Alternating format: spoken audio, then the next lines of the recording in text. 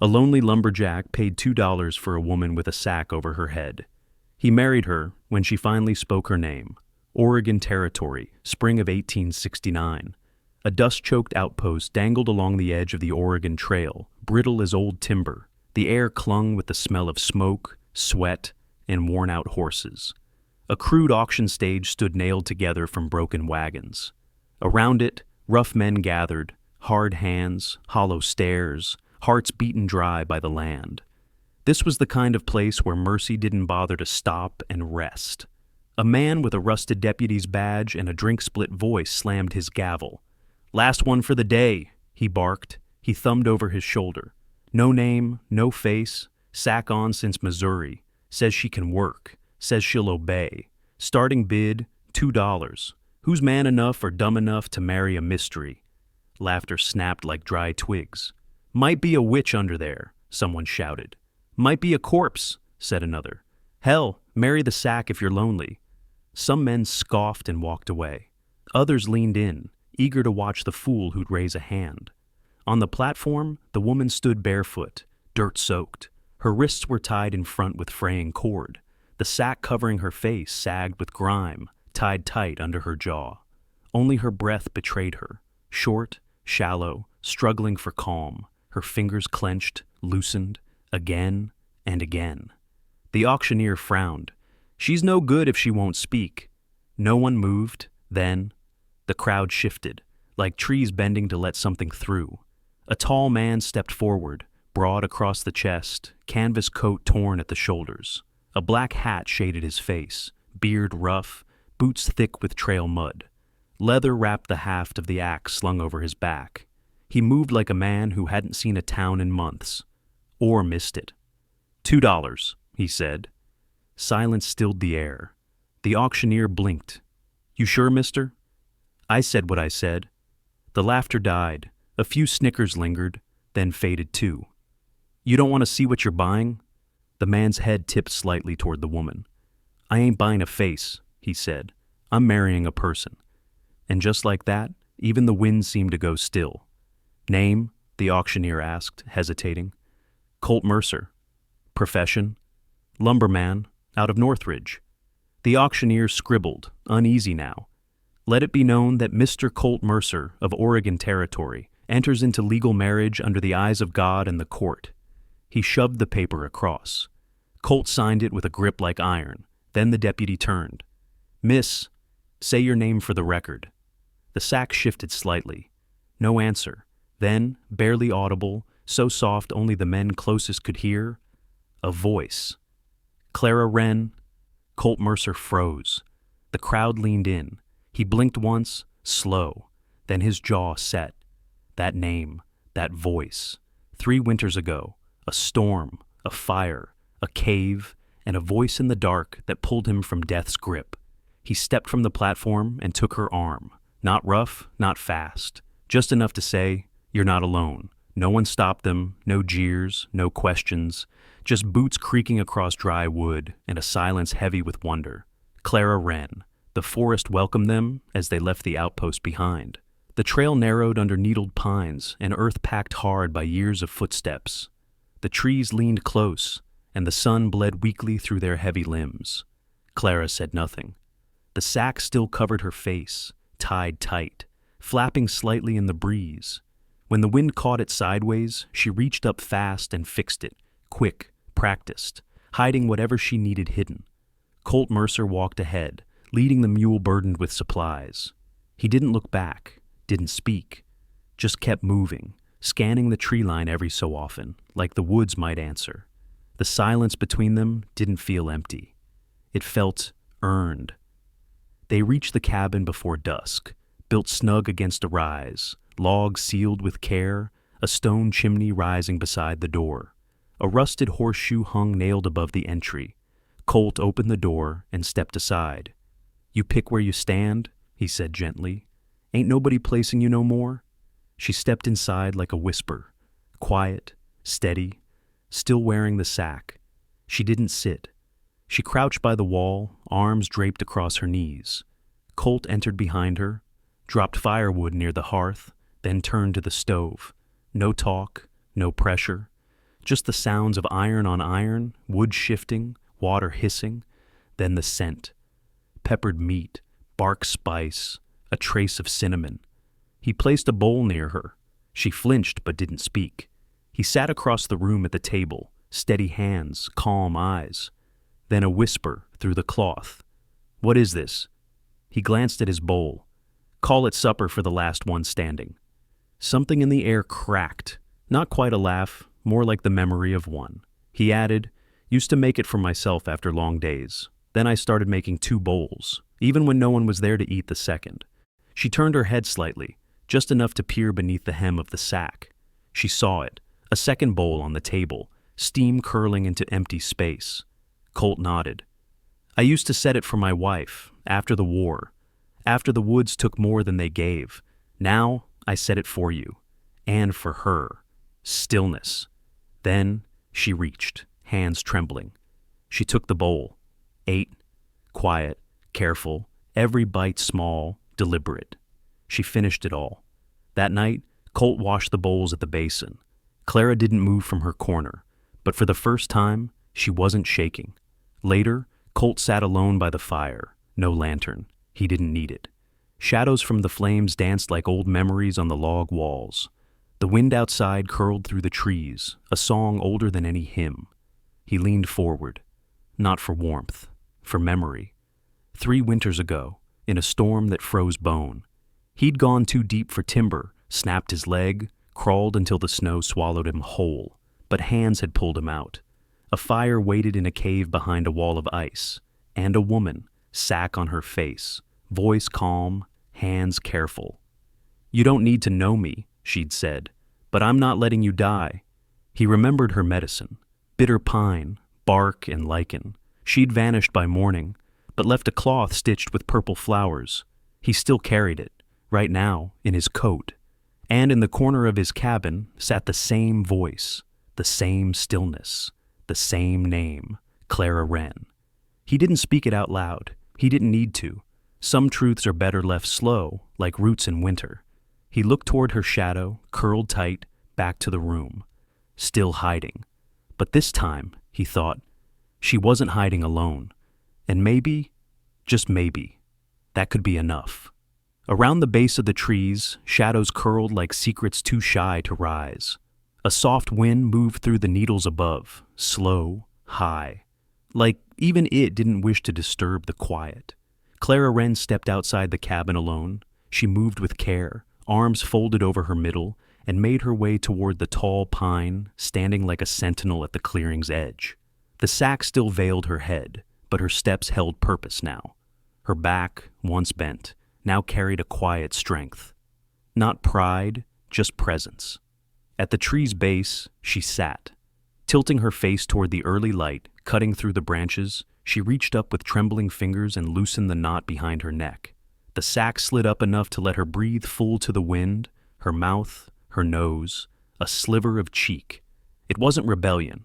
It was a beginning. Colt Mercer saw her from the yard, where he knelt beside a wooden basin, oiling his saw's teeth. He didn't rise, didn't call out, but after a pause, he spoke low, almost to the trees. "Got lost once, deep winter, Black Ridge. Should have died out there." His fingers moved steady over the blade. "Someone found me, dragged me into a cave, saved my damn life. She wore a sack like yours, wouldn't show her face, wouldn't tell me her name, barely let me see her hands." He hesitated. "But I remember her voice." He turned his head slightly not to meet her eyes, just enough to carry the sound fuller. "Your voice sounds just like hers." There was silence. Then a soft rustle, fabric sliding over skin. Colt didn't look, not even when he felt her gaze. When he finally did lift his head, she was staring straight at him. The sack lay folded in her lap. Her face wasn't monstrous, not disfigured beyond recognition. It was human, but marked. A scar curved from her right temple down past her jawline, not fresh, not bleeding, but deep, permanent. Like desperate fingers had once clawed at her, trying to rip something away that wouldn't come free. She didn't look away, not proud, just open. Her voice was barely a whisper. The man who ran the boarding house I worked at said I could keep a room if I gave extra. She swallowed. I said no, he didn't like that.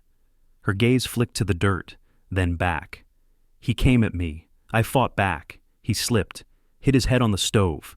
Her eyes glazed over, looking through him. He died. I ran. Colt's jaw set, but he said nothing. She went on, voice cracking.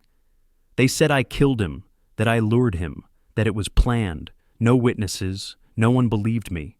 She looked down at her hands. They called me a liar, a seductress, a murderer. Colt stood slowly, wiping his hands with a cloth. They sold me to pay his debts, she said flatly. Passed around like livestock. Covered my face so no one had to see me. Made it easier. Made me nothing. She picked up the sack. I wore this so they wouldn't look at me like poison. So they wouldn't see the scar and decide what I was worth before I even opened my mouth. Her eyes met his, glass bright, unflinching. I didn't ask to be saved. I didn't ask to be bought. But I'm done hiding. Colt didn't move closer. He didn't touch her. He just nodded once. Thank you, he said quietly, for telling me. You didn't have to, but you did. His voice was sure, solid, real. She blinked hard, no tears falling, only breath. And in that breath, something shifted. For the first time since she'd arrived, she wasn't a ghost. She was a woman with a name, a scar, a story. Colt had seen them all and turned away from none. The sun crept through the forest the next morning, golden and tentative, spilling light through the narrow window above the table. Dust floated in the beam like tiny spirits, blessing the quiet. Inside, the cabin breathed, not fear anymore, but something tender and still, like breath held after something sacred has been shared. Clara hadn't spoken much since the day before, but she hadn't reached for the sack again. She no longer wore it to bed, no longer folded it like armor at her feet. Her hair, tangled from sleep, fell freely over her shoulders as she rose. Her steps were still cautious, posture guarded, but something had shifted, like the soil softening under melting snow. She blinked at the morning light and moved toward the table, expecting the usual, a tin of coffee, a wooden bowl, a spoon. Instead, she stopped short. There was something new, a mirror, small, silver-framed, weathered at the edges but polished clear. It stood upright, leaned against a wedge of pine, angled just so to catch the rising sun's light. Not to expose, but to illuminate. Beside it, a scarf, sea-green silk, faded in places, soft, folded with care, like it had been loved once, maybe still was. No note, no announcement, just the mirror and scarf, waiting there as if they had always belonged, as if she'd always been meant to find them. Clara stared for a long time. Still. The fire in the stove had gone low, crackling faintly. Outside, the forest stirred. The rustle of a jaybird, the slow drip of dew. She approached the table cautiously, as if afraid the mirror might show something she couldn't bear. But she looked. What she saw wasn't new. She'd felt her face 100 times since the day her life shattered. Knew every ridge of the scar. Knew the path it carved, like a brand. Her hand lifted, touched the mark gently, like touching a name carved in stone, familiar, inevitable. But this time, under clean sunlight through clear glass, she didn't flinch. The scar was there. It always would be. But so was the woman behind it. Her gaze moved to the scarf. She picked it up with both hands. It slid between her fingers like water, cool, kind. There was care in every thread. She brought it to her head, not to hide the scar, but to shape what others would see, to soften the outline, to claim her image, not from shame, but choice. The scarf settled into place like it had always belonged. In the mirror, a new figure emerged, not the girl from the auction, not the ghost from the snowstorm, but a woman, whole, upright, carrying her past, but no longer buried beneath it. Behind her came a sound, soft boots on wood. She didn't turn, didn't have to. Colt stood in the doorway, shoulder against the frame. He'd entered without a word, his way. But his face wasn't unreadable, it held reverence. He nodded toward the scarf. That used to be my wife's, he said gently. She wore it when she needed to feel like herself again. Clara's hand brushed the silk near her temple. "I thought maybe it'd suit you too," he added. She turned slightly, no flinch, no fear. He met her eyes, unwavering. Then, voice soft as moss and just as grounding, he said, "Anyone who tries to shame you for surviving is blind." A pause. "And the blind don't get to judge beauty." Her throat tightened. The tears came slow, but they came.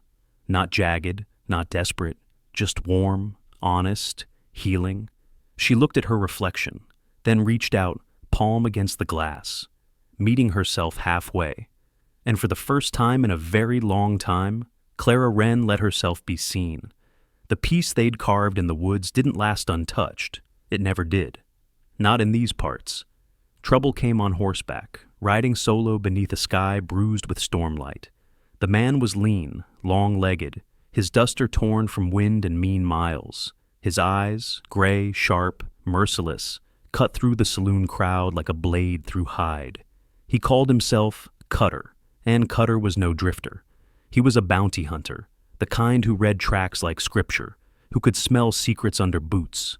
Rumor had drifted up the southern trail, a girl with a scar, hiding in the hills, face once covered. Whispers had a way of traveling farther than facts. Someone muttered that she had blood on her hands and a lumberman for a shield. Cutter heard, and then he rode. By the time he reached the logging post near North Ridge, his questions were too precise. He posed as a lost traveler, said he was looking for timber work, said he'd heard of a man named Mercer who lived deep in the woods. Colt crossed paths with him by the supply shed. One glance, and he knew, not from what Cutter said, but from how he stood. Calm, coiled, eyes that swept the tree line, still as a snake just before the strike. "He's hunting you," he told Clara. She didn't flinch. She stood by the stove, stirring soup that had lost its warmth hours ago. Her eyes were steady, but distant. Then, without a word, she crossed the room and opened the wooden chest at the foot of the cot. From inside, she pulled the old sackcloth, folded, untouched, since the day she shed it. She held it for a long time. "I'll wear it again," she said softly. Colt stepped forward. "You don't have to." Her gaze met his, calm and clear. "This time, I choose it, not for shame, for strategy." That night, they laid the plan. Clara would ride east through the old fire road, shrouded once more in the sack. A lone woman, scarred and hooded. Bait. Cutter wouldn't resist. Colt would ride north, across the mountain pass, and meet the sheriff with 2 ridgemen waiting. If it worked, Cutter would follow Clara straight into the trap. And it worked. At dawn, as mist curled low, Clara mounted Colt's second horse and rode east, heart pounding, but hands steady. The sack covered her again, but this time, she was not afraid. By sundown, Cutter had taken the bait. He chased her deep into the eastern rocks.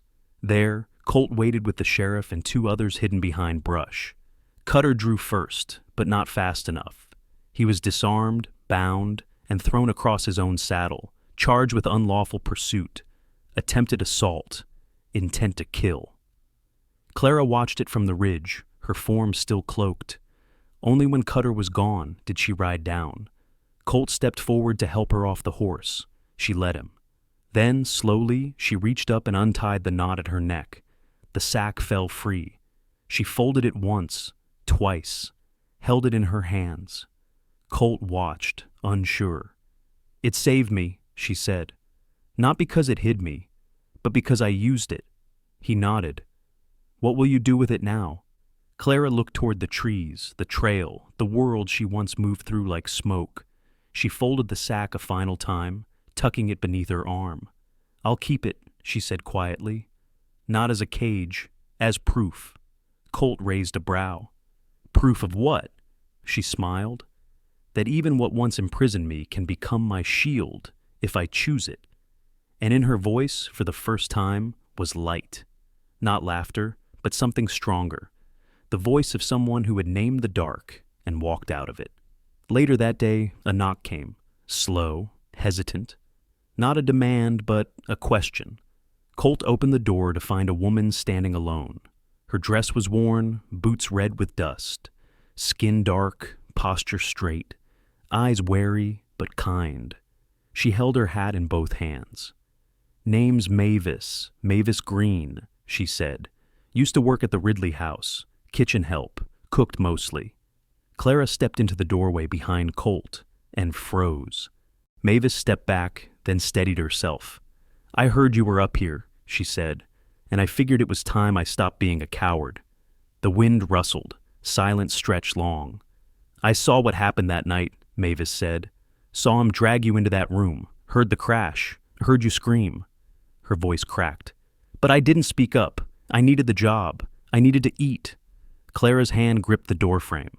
"I'm not proud of that," Mavis said, "but I can make it right now, if you'll let me."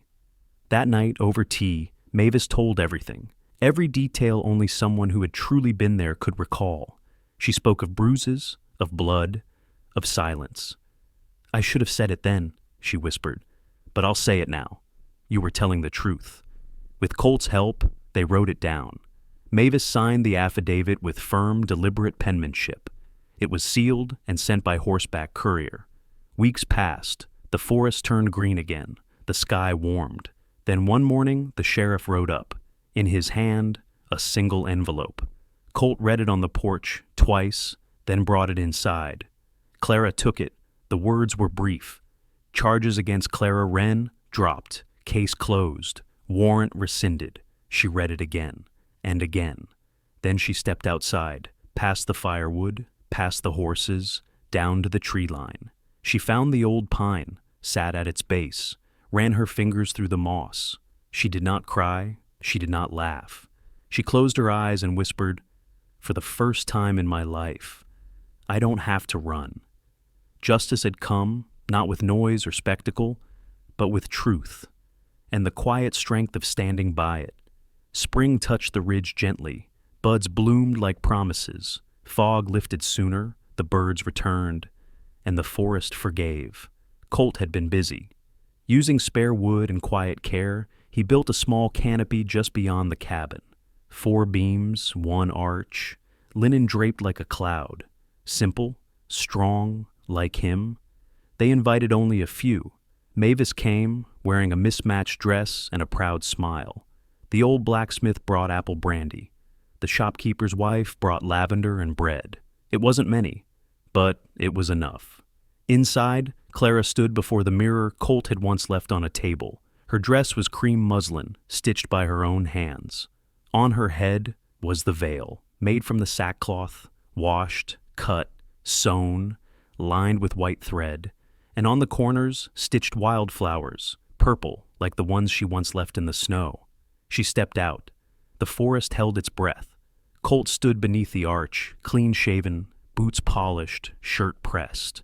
But none of that mattered. She was beautiful, not because the veil covered the scar, but because she chose to wear it again, on her terms. He took her hands. "No matter what covered your face," he said, voice steady. "You were always the woman I chose." He smiled gently. "And now, you're the woman I vow to stand beside, to the end." Clara smiled back, not with caution, but peace.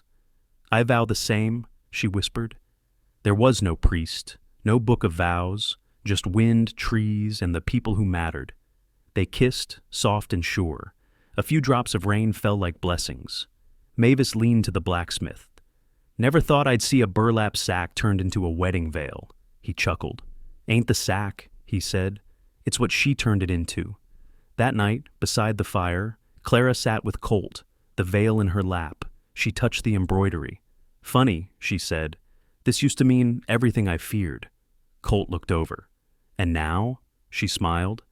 "Now it means everything I chose." He laced his fingers with hers, and they sat that way until the stars came out. No longer hiding, but home. Because in the Wild West, survival wasn't just about holding on. It was about choosing what to hold on to.